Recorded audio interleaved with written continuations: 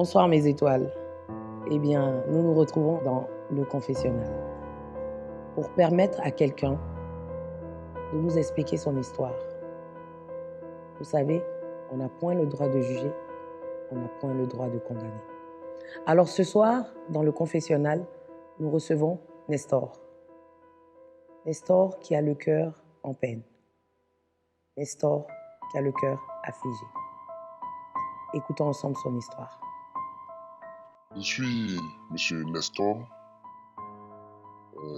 Je suis un peu Yves Dero sur les réseaux sociaux. Et dernièrement, son idée de créer cette émission-là me donne l'occasion de venir vous parler un peu d'une histoire qui me tracasse. Il s'agit de mon épouse et moi. Ma femme et moi, nous vivons ensemble, ou du moins nous nous connaissons depuis 4 ans. J'ai fait sa connaissance en 2016. Et nous sommes légalement mariés depuis 2018. On a une fille de 2 ans. Et là où je vous parle, ma femme est enceinte de 8 mois. Je l'ai connue lors d'une retraite religieuse.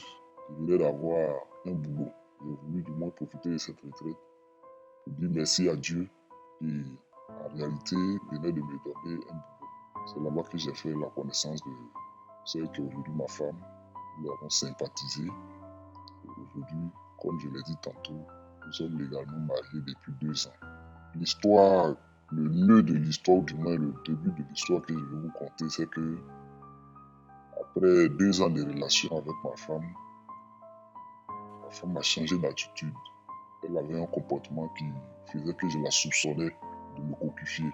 Elle improvisait des voyages, elle va aux funérailles. Bon, j'avais des pressentiments.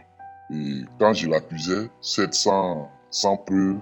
Une fois même, elle a eu à me menacer pour dire si je continue, elle me quitte, elle va quitter la maison, elle va quitter le foyer. J'ai été même obligé de faire appel aux gens de l'église, à nos parents spirituels, c'est-à-dire mon pasteur et sa femme, avec qui je m'entends très bien, qu'on vient lui demander pardon. Après ça, les choses ont repris. Les vrais malheurs vont commencer lorsque l'entreprise dans laquelle j'étais a fait faillite. Et donc, on a été mis au chômage. Chômage sans droit, vraiment, c'était difficile. Entre-temps, ce que j'ai manqué de dire, c'est que ma femme avait une petite activité, elle faisait son commerce. Moi, j'ai travaillé. Donc, quand j'ai perdu mon boulot, c'est elle maintenant qui avait la charge de toute la famille. Honnêtement, je vais dire qu'elle assumait. Parce que je ne sais pas si je vais dire la coïncidence était heureuse, parce qu'au moment où j'ai perdu mon travail, elle, son activité a boosté un coup. C'est-à-dire, je ne sais pas si je peux dire ça comme ça, ses revenus étaient devenus plus importants. Elle payait le loyer, elle donnait l'argent de la popote, c'est elle, de temps en temps, elle me donne l'argent de poche. C'est-à-dire, j'étais devenu en griffe la femme à la maison, parce que je ne travaillais pas. C'est de son argent que nous vivons. Comme je l'ai dit aussi, ces activités ont tellement pris de l'ampleur qu'elle a même acheté un véhicule. En tout cas, tout allait bien pour elle, pour ne pas dire pour nous. Moi, je connaissais l'activité qu'elle menait, mais de là à aller acheter un véhicule, j'avais des doutes que les revenus qui lui ont permis d'acheter ce véhicule venaient effectivement de son activité. Mais qu'est-ce qu'il pouvait dire? Qu'est-ce qu'il pouvait faire? D'abord, moi, j'étais en fonction, elle m'a menacé de quitter la maison si je continuais ce qu'elle appelait mes crises de jalousie. Je savais que l'origine de ces fonds-là n'était pas catholique. Je ne pouvais rien dire. Dernièrement, j'ai un ami qui a des parents bien placés qui m'a approché pour me dire qu'il pouvait m'aider à entrer à la douane, moyennant un certain montant. Je sais qu'il en est capable parce qu'il en a fait pour plusieurs de nos connaissances communes. Il a demandé le montant de 10 millions. J'ai posé le problème à ma femme. Ma femme a dit qu'il n'y avait aucun souci, qu'elle allait pouvoir me remettre l'argent au moment opportun. Toujours, comme je l'ai dit, c'était le même sentiment, 10 millions de la part de ma femme. Bon, j'étais obligé. J'étais obligé parce que je n'avais personne d'autre qui pouvait m'aider. Donc, dans l'attente de ce que mon ami me fasse signe, j'ai reçu un appel du village de ma soeur qui m'a appelé pour me dire que la vieille ne se sentait pas bien et qu'il fallait que je vienne. Et là encore, j'ai dû faire recours à ma femme. Elle m'a donné 100 000 francs pour que je parte pour les soins de maman. Et elle m'a même dit que si, étant là-bas, j'avais besoin d'argent encore, de ne pas hésiter. J'ai pris cet argent. Je me suis rendu au chevet de maman. malade. Étant là-bas après quelques jours, il a commencé à se sentir mieux. Mon ami m'a appelé pour me dire de commencer à constituer les dossiers pour le concours. Donc, il me fallait revenir à Abidjan pour réunir les documents dont il avait besoin. Donc j'ai dû quitter le village après l'appel de mon ami à cause des tracasseries routières, la distance aussi. Je suis arrivé nuitamment. Donc bizarrement, je ne fais aucun mouvement sans informer ma femme. Mais ce jour-là, je ne sais pas, j'ai une intuition. Je n'ai pas voulu informer ma femme de ce que j'ai quitté le village. Je voulais lui faire une surprise. Quand elle va se réveiller au milieu de la nuit, elle va trouver son mari couché à côté d'elle. Bon, je ne sais pas au juste ce qui m'a animé, mais je n'ai pas informé ma femme. Je suis arrivé de cette manière-là.